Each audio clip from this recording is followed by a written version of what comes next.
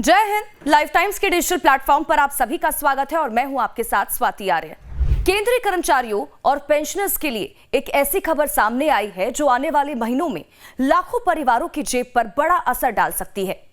चर्चा है 8वें वेतन आयोग की, चर्चा है एरियर की और चर्चा इस बात की कि अगर आयोग की सिफारिशें लागू होने में देरी होती है तो कर्मचारियों को एक मुश्त कितना पैसा मिल सकता है। कुछ अनुमान तो ऐसे हैं जो लाखों रुपए के एरियर की ओर इशारा कर रहे हैं। आखिर ये पूरा गणित क्या है?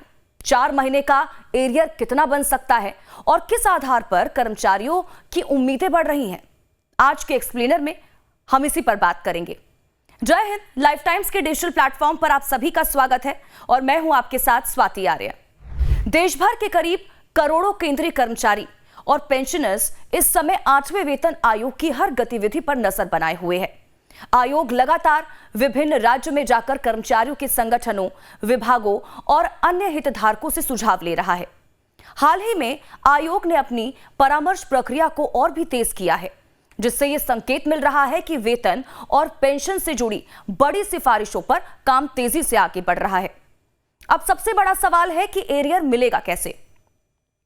दरअसल 8वें वेतन आयोग की संभावित प्रभावी तारीख 1 जनवरी 2026 मानी जा रही है, लेकिन अगर आयोग की सिफारिशें बाद में लागू होती हैं तो जनवरी 2026 से लेकर लागू होने की तारीख तक के अंतर का भुगतान एरियर के रूप में किया जा सकता है।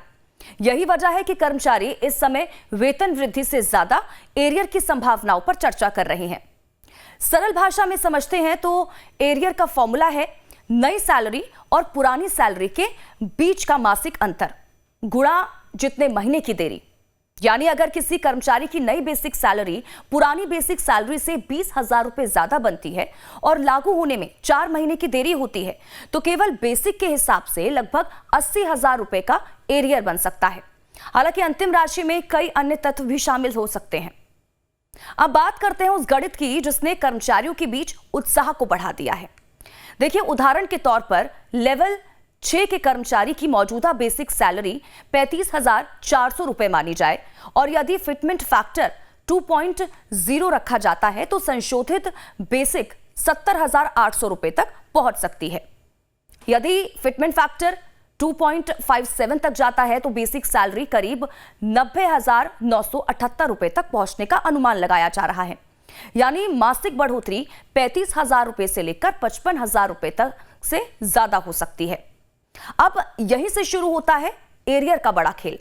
देखिए, अगर किसी कर्मचारी की मासिक बढ़ोतरी 35,000 रुपए के आसपास बैठती है तो केवल 4 महीने के एरियर पर ही लगभग 1,40,000 रुपए का भुगतान बन सकता है। और वहीं यदि बढ़ोतरी 55,000 रुपए के करीब होती है तो 4 महीने का एरियर 2 लाख रुपए से भी अधिक पहुंच सकता है।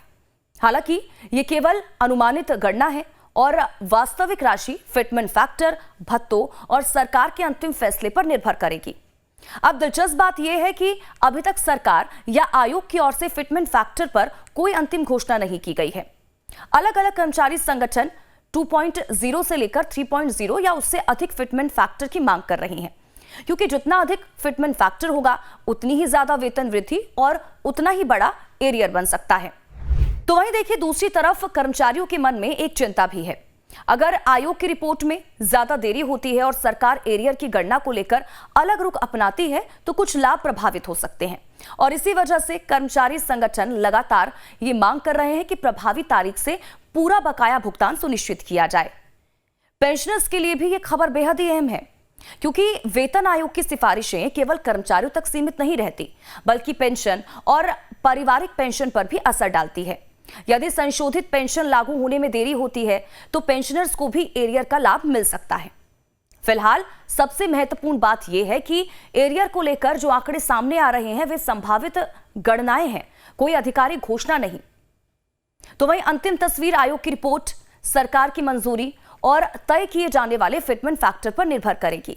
लेकिन इतना तय है कि 8वें वेतन आयोग का फैसला केंद्रीय कर्मचारियों और पेंशनर्स के लिए पिछले कई वर्षों का सबसे बड़ा वित्तीय बदलाव साबित हो सकता है। तो देखिए, कुल मिलाकर 8वें वेतन आयोग को लेकर उम्मीदें लगातार बढ़ रही हैं। 4 महीने का एरियर हो या उससे ज्यादा का बकाया, कर्मचारियों की नजर अब आयोग की अगली बैठकों और सरकार के अंतिम फैसलों पर टिकी हुई है। क्या लाखों कर्मचारियों को एक मुश्त बड़ी रकम मिलेगी? क्या फिटमेंट फैक्टर उम्मीद से ज्यादा रहेगा? और क्या 2026 कर्मचारियों के लिए आर्थिक तौर पर सबसे बड़ी खुशखबरी लेकर आएगा? इन सभी सवालों के जवाब आने वाले महीनों में साफ होंगे। फिलहाल के लिए इस खबर पर आपकी क्या कुछ राय है, हमें कमेंट करके जरूर बताइए। अगर वीडियो पसंद आया हो तो लाइक, शेयर और चैनल को सब्सक्राइब करना ना भूलें। नमस्कार।